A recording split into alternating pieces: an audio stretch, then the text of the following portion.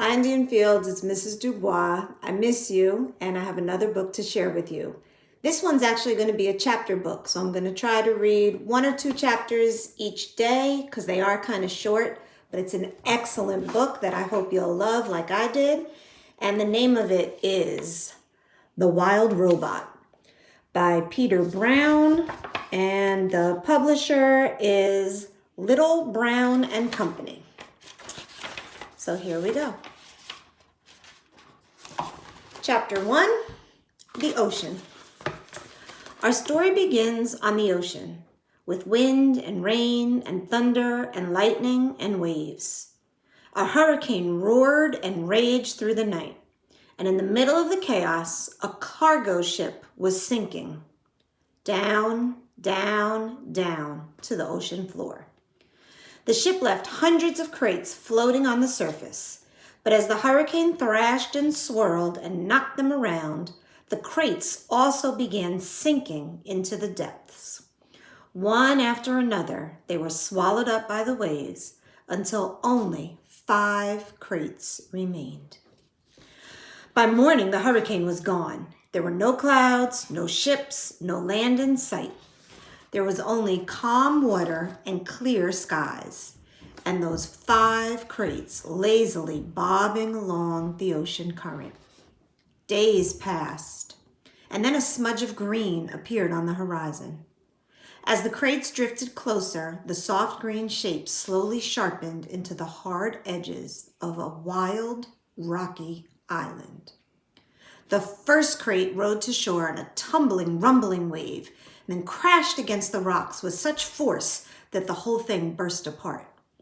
Now, reader, what I haven't mentioned is that tightly packed inside each crate was a brand new robot. The cargo ship had been transporting hundreds of them before it was swept up in the storm. Now, only 5 robots were left. Actually, only 4 were left, because when the first crate crashed against the rocks, the robot inside shattered into pieces. The same thing happened to the next crate. It crashed against the rocks, and robot parts flew everywhere. Then it happened to the next crate, and the next. Robot limbs and torsos were flung onto ledges. A robot head splashed into a tide pool, and a robot foot skittered into the waves. And then came the last crate. It followed the same path as the others, but instead of crashing against the rocks, it sloshed against the remains of the first 4 crates. Soon more waves were heaving it up out of the water.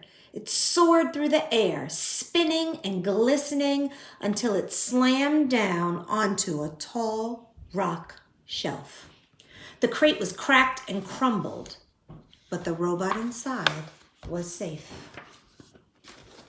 That's the end of chapter 1.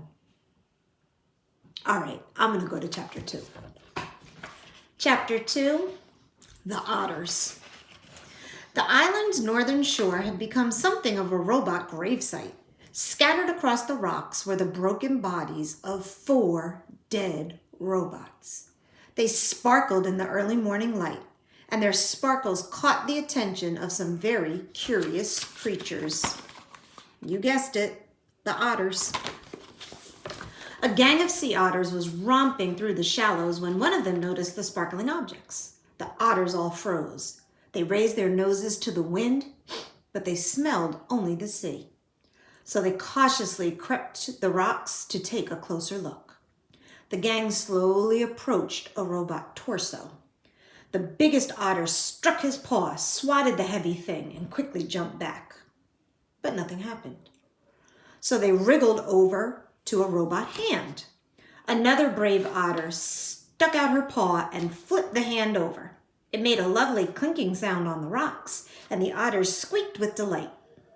They spread out and played with robot arms and legs and feet. More hands were flipped. One of the otters discovered a robot head in the tide pool, and they all dove in and took turns rolling it along the bottom. And then they spotted something else. Overlooking the gravesite was one surviving crate. Its sides were all scraped and dented, and a wide gash ran across the top. The otter scampered up the rocks and climbed onto the big box. 10 furry faces poked through the gash, eager to see what was inside. What they saw was another brand new robot. But this robot was different from all the others. It was still in one piece, and it was surrounded by spongy, packing foam. The otters reached through the gash and tore at the foam. It was soft and squishy. They squeaked as they snatched at the fluffy stuff.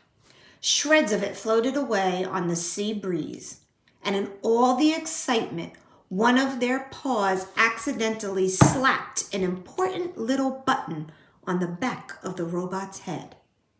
Click! It took a while for the otters to realize that something was happening inside the crate, but a moment later, they heard it. A low, whirring sound. Everyone stopped and stared, and then the robot opened her eyes. I'll leave you hanging. That's the end of chapter 2. Chapter 3 tomorrow, the robot. Bye, Indian Fields. Take care.